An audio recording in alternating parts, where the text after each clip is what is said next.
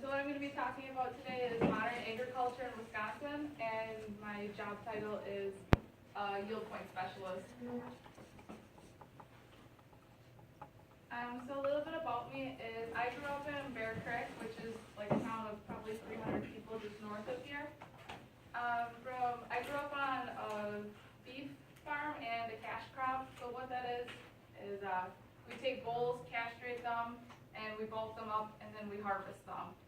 The cash crop side is we grow corn and soybeans, harvest the crop, and then we bring it into the co-op. That's where I work now, and that's how we make money. I decided to stay in the egg field after high school, so I went to Fox Valley Tech here in Appleton, and I got an associate's degree in egg business. While I was there, they offer a lot of different internships that you can do, so I decided to take an internship with CHS, and that's kind of how I fell into the career that I'm in now. Let's take, before we go on, let's take a second, like we talked about yesterday, where are some of the other places if they wanted to pursue a job that they could go to school, and what kind of education would they get in those places? Other tech schools that you could go to is Fox Valley Tech, like where I went, and NWTC in Green Bay. But for bachelor's degrees, there's UW, Platteville, River Falls, and Madison. More of them are just like a little bit more intense programs. The tech's pretty hands-on, but you have to learn pretty quick. And if you're interested more in the working with animals end of it, they would go to I guess River Falls, the River Falls side. If you're interested in technology side of things, Madison's where you'd want to head, okay? And lots of jobs in those fields right now. Yes, lots. And good paying jobs. This is kind of the territory that CHS covers. You can see it's mostly just central Wisconsin. We're moving a little bit north, but the more north that you go, the less farmland's up there, so it kind of seems pointless to keep moving north. And then the more south you go, you just can't. We don't have enough equipment right now to reach those areas, so as we expand, things should get better. Some departments within CHS is grain, so that's like the cash crop side that I talked about before. The agronomy, and specifically the precision ag is where I work. Energy is like your propane and your home fuel, so what heats your house. We also own Cinex gas stations. You guys have probably seen those. And the feed department is more where the animal side comes into it. People that work in the feed department work with farmers and like their livestock, making like the right recipes to feed their animals. So quite an array of jobs. Okay, so I have some questions for you guys. What do you think is the #1 goal of agriculture in 2019 and beyond? Nope, Corey, we're going to do a turn and talk. So first you got to tell Brandon and Marshawn and Haley, and then we'll call on some people, okay? So that goes for everybody. Turn and talk. Talk to somebody. Carson, find somebody to talk to. I know the answer. I'm good. Oh, you're good? Okay. Kristen, do you need to talk to somebody? You all got an idea? For sure. Anything else?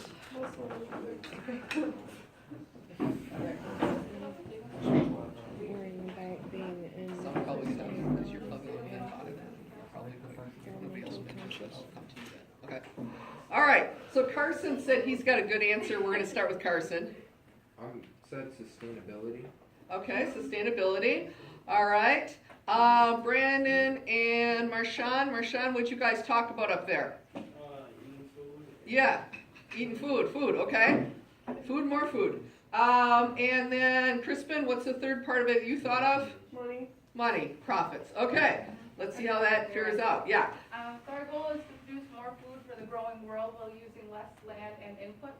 And the inputs, that's things like fertilizer and pesticides. If you're using less of them, then you're making more profit, like Crispin mentioned. So you guys nailed that, and it's more sustainable. So you guys nailed that. Excellent job.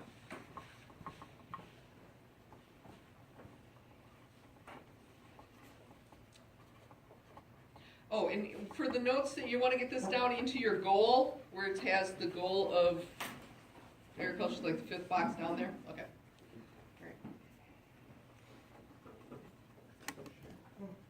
And then look at Olivia so she knows you're done writing.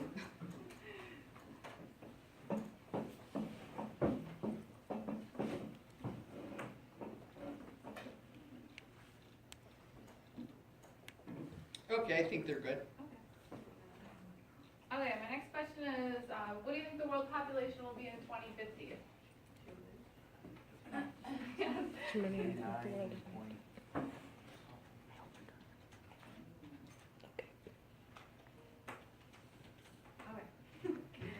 The answer would be over 9 billion people. This is kind of a huge issue right now because people want to move out into the country. You see like those little suburbs going up all the time.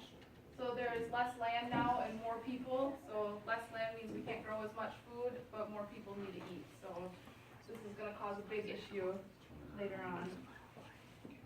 All right, we're gonna do another turn and talk, because not very many people answered Olivia for the last one. So, she's got a question here. When she's finished asking, you guys turn and talk. Okay, how many commercial crops do you think we grow here in Wisconsin?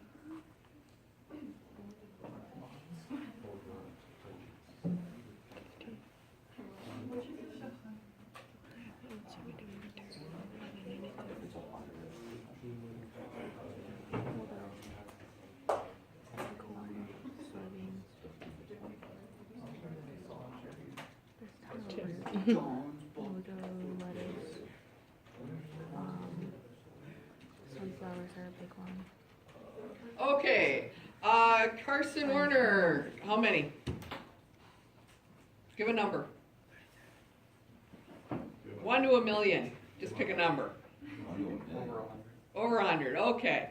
Yeah, Corey, give a number. I was thinking, it's not really going to be a total even number, so I'd say 67.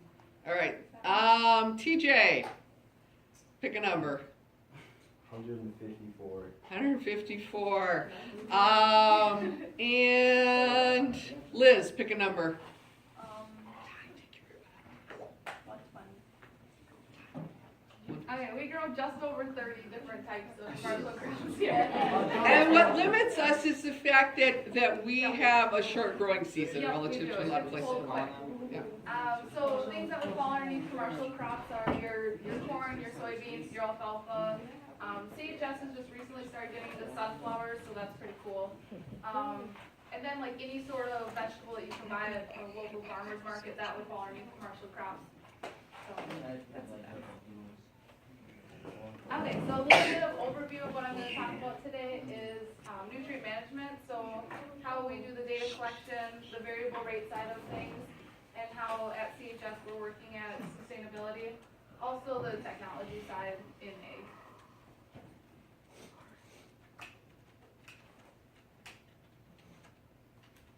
Okay, so then for the data collection side of things, one of my favorite parts of my job is going out and soil sampling. So what that means is I get to ride around on this cool side-by-side or four-wheeler that we have, and we collect soil cores. What these soil cores tell us is the nutrients of the soil. So what that is like your organic matter, your phosphorus, your potassium. We're also starting to get more into micronutrients. Farmers are kind of figuring out how important the micronutrients are in the soil. So that's kind of a new thing that we're doing. Once the samples are collected, they're sent off to the lab, and that's how we get the results. We're also into doing pre-side dress nitrates and pre-planting nitrates. That's more on like the dairy side of things. You guys have probably seen stuff on the news about manure being in the water and phosphorus levels being too high in water. What we're doing is we take samples of the soil, and it tells us how much nitrogen, which is in the manure, that the soil can hold. What this does is it allows farmers only to put a specific amount of nitrogen down without it running off into the creeks and stuff and then us drinking it. Does everybody understand what she's talking about by getting those cores? I think so. Yeah, okay. So this is, each one of these points is where we go in the field to collect the samples. So what we do every 4 years is we go out to the same exact fields and pull samples in the same exact location. And that tells us like the progress of the field. We also treat the field like each individual point is its own field, so you can kind of micromanage your fields. So that is a map then of Yeah. the farm fields. Yep. Okay. And how much nutrient, each of those colors represent a different amount of a different nutrient, right? Yes. Okay.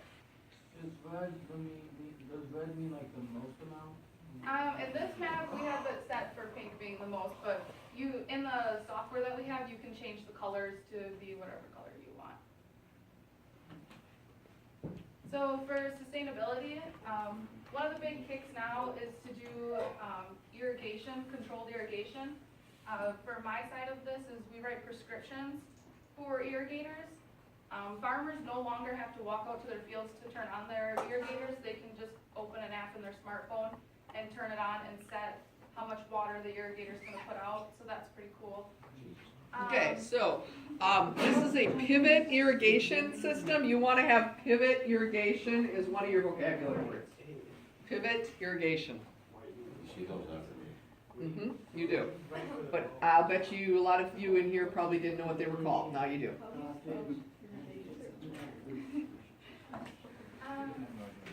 So what we do with the prescriptions for the irrigators is there's certain spots in the, Thanks for irrigation.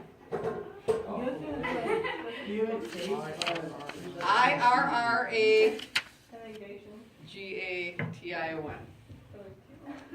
so the prescriptions that we write, there's different soil types throughout a field. So the different soil types can hold different amount of water. So as the irrigator goes by, it knows where it is in the field, so it can dump the right amount of water in that specific area. If you put too much water in one area, you can flood out the crop, or your topsoil will move, also moving all of your nutrients in that one spot. So you're wasting money and you're not helping the environment whatsoever. Something else underneath sustainability is tillage. A lot of farms now are moving more towards no-till situations or less tilled ground. What this does is it helps your topsoil stay where it's supposed to be, so that's kind of a good thing. Also, it creates a good seed bed for the next year to replant crops into. So, low till, T-I-L-L, is the next term, and it means to, tilling means to plow, but it's minimal plowing if it's low till. And you can even put no-till in parentheses, because sometimes they do no-till, but not a lot of, I don't think a lot of people around here People are are doing. moving more and more into it in lighter soils. Yeah, yeah. But more low-till than no-till. Around here, I haven't seen that much no-till, right? Am I right about Yeah, that? not as much. Something else that's becoming a big deal is cover crops. In this one, you can see that the corn's still standing, and there's a cover crop planted in between the rows. Most cover crops that we use are clover or tillage radishes. And what this does is it allows, once you take that crop off, then usually the field stands bare. But now if you get like a heavy rainfall or it's really windy, your soil's gonna stay where it is. Also, when you're done using the cover crop and you till it under, that's a good source for micronutrients to like break down into organic matter. It's a good deal. What do I put for sustainable practice? That's what we're talking about. These are sustainable practices.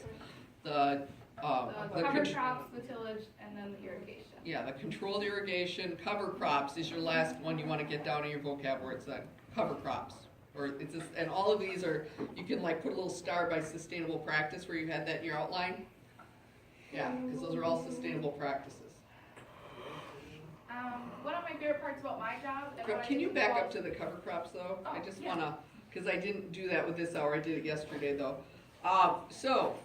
One of the questions I'm going to ask you on the quiz on Monday is which practices or how certain practices, I don't mean ask the question either way, help reduce pollution, or what kind of pollution is reduced. And cover crops, she talked about them reducing wind pollution. What else, what other kind of pollution that we know a lot about do they reduce? Yes, Crispin? Runoff, nutrient pollution, right? Does everybody see how that would happen? Okay, all right. It's like using a riparian, what we talked about with riparians. This is just putting the riparian right in the middle of the field, more or less. It filters out and pulls down a lot of those nutrients. Okay, thanks. Okay, next week at the co-op we do scouting. This is what I do all summer long. We go to a grower's field and we walk the field, we look for diseases, insects, weeds, anything that's out of the ordinary, and then we write like a detailed report of what we saw out in the field, and we give it to the farmer and they make management decisions off of this information. So what we're looking for out there is if they need to go out there and spray insecticide or if they need to spray a herbicide. By us doing this, the farmer's just not gonna be like, yep, I'm just gonna go out there and spray and not look. So this is cutting down on how much insecticide we're putting out there, how much herbicide. It's saving them money and it's good for the environment as well. What vocabulary word did you guys learn that includes things like insecticide and herbicide? What are they? Examples of what? Pesticides, yes.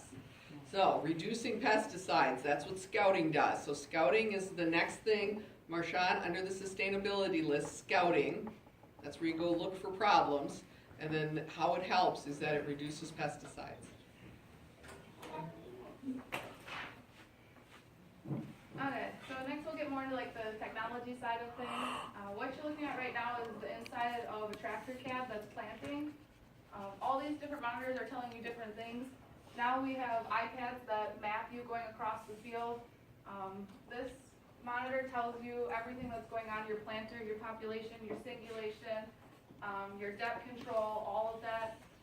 You can change anything on the fly as you're going across the field, so it's pretty, technology is getting pretty advanced in the ag industry. I also get to work with a software called Agellum. That's a branch of CHS that does farm planning with growers. So even if you're not interested in ag whatsoever, there's still a lot on the IT side of things as farming gets more and more advanced. Okay, so GPS has kind of been a newer thing in the ag industry. I know you guys have had GPS on your phones forever, so you think that, you know, like, so what? But what GPS allows farmers to do in their tractors is you hit a button in the tractor and it drives itself. It sets up 2 AV lines that are GPS coordinated. So that gives you these straight rows. The rows are pretty important. Kind of sounds silly, but if the crops are planted over one another or too close together, the 2 plants may compete for nutrients, usually starving one, or you get 2 smaller plants when you want just one good healthy plant.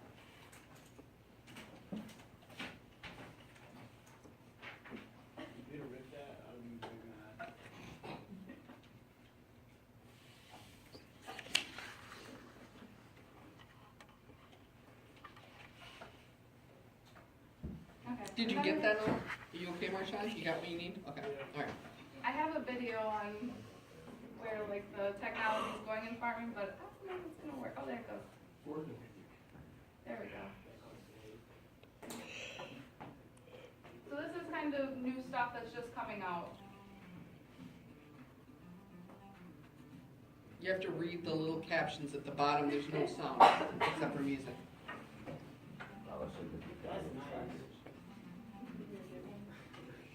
So that is an autonomous tractor.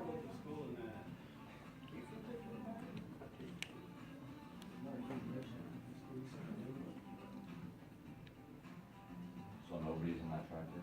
Nope. No. Just driving in by iPad. That's the Tesla tractor. So how many of you guys like to play, or girls too, like to play with remote control vehicles when you were younger? How many of you guys like to play video games where you're like plotting out where things are going? That would be my brother. This is a career field for you. Not kidding. They are looking for people that can run these things and set these things up and do the software. It's like next thing you know, you're driving there, your iPad breaks up. No, it won't stop. It's already 5 miles away. Come on, a lot of them. I want a remote control combine.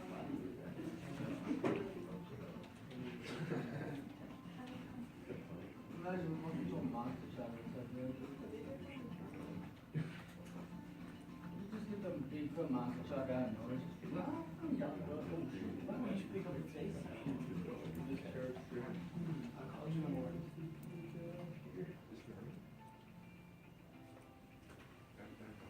Next thing I'll upgrade those people on control.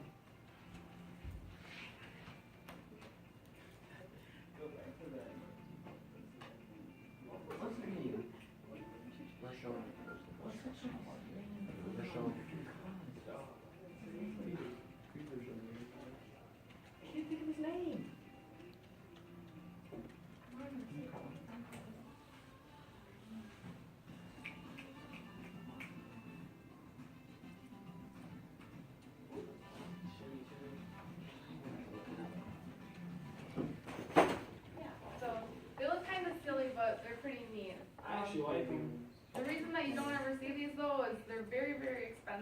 and those are only the first. How much? Yeah. 4 million? I would guess millions, yeah. And also, the tractor can't react like how a human can react split second. So if a vehicle jump out in front of it or an animal, or a kid, yeah, the tractor can't stop on its own quick enough. So that's kind of one issue that they have. Right now, they're using them more in like That was Nebraska, Frank. the like open areas where there isn't people. Tractor's name from the movie Cars. The next part of like the department that I work in is on like the planting equipment side. So what the farming industry right now, prices are not at its highest, so people don't have that much money. So what we're doing is people will bring in their planters into us and we'll take off pieces that need to be fixed and put new technology on it. This is a lot cheaper than just going out and buying a brand new planter. So that's kind of one thing that we do. Okay, we're also a precision planting dealership, and what precision planting is it's parts for your planter. This is a video on like the new technology that they have. Even if you don't care about ag whatsoever, you can appreciate the video from like a marketing standpoint. It's pretty cool. By the way, there's a lot of marketing jobs in Yeah, agriculture right now.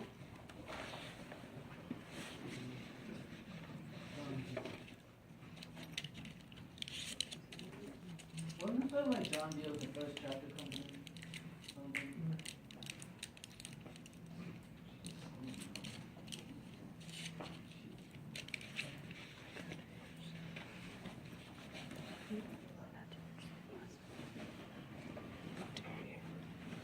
Get a healthy life, save it.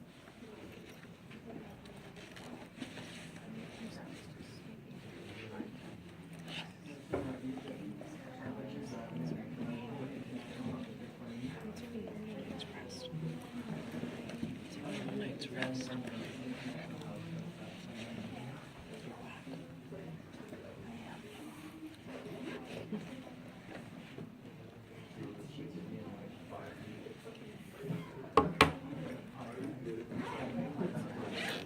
Get some dry hands, maybe. That's why I got. Oh no. I got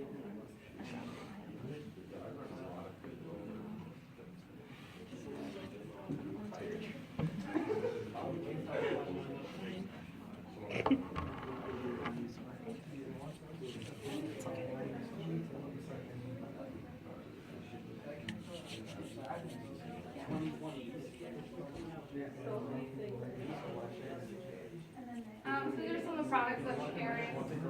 Delta Guys? your planter on the ground. Hold on one second, Beach Olivia. You guys?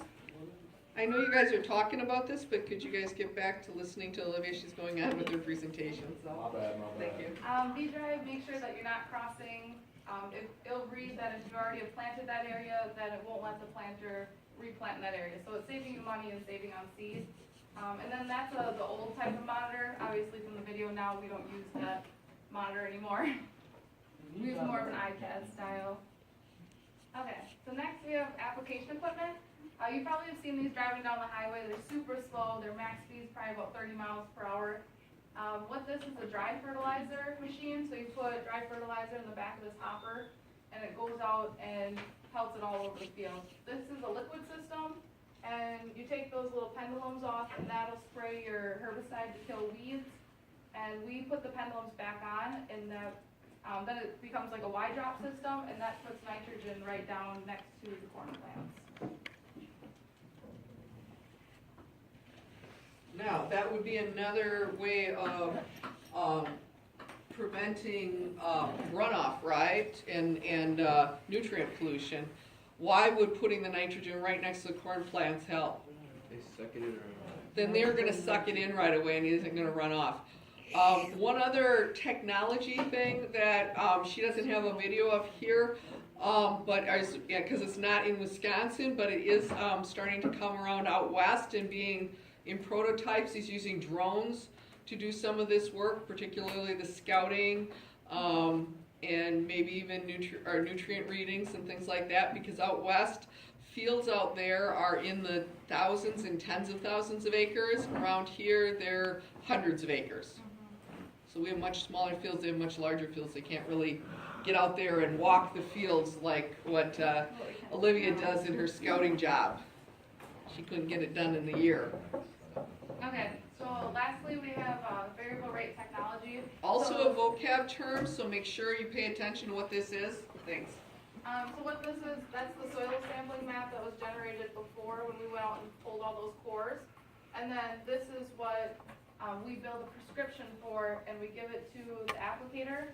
And he goes out there, plugs the chip in, and the machine then knows to put 242 pounds of fertilizer right here, because when we sampled, we read that there was low nutrient amount there. So what this does is it saves the farmer a lot of money, and we're also only putting fertilizer in places where the field can hold it. If we were to dump 200 pounds of fertilizer in that high spot, then it probably wouldn't be able to hold on to the fertilizer, letting it leach out of the soil. So this is a pretty big deal. A lot of farms are starting to adapt this as it becomes more and more popular. Okay. Do you guys have any questions? I know I'm gonna do that kind of quick.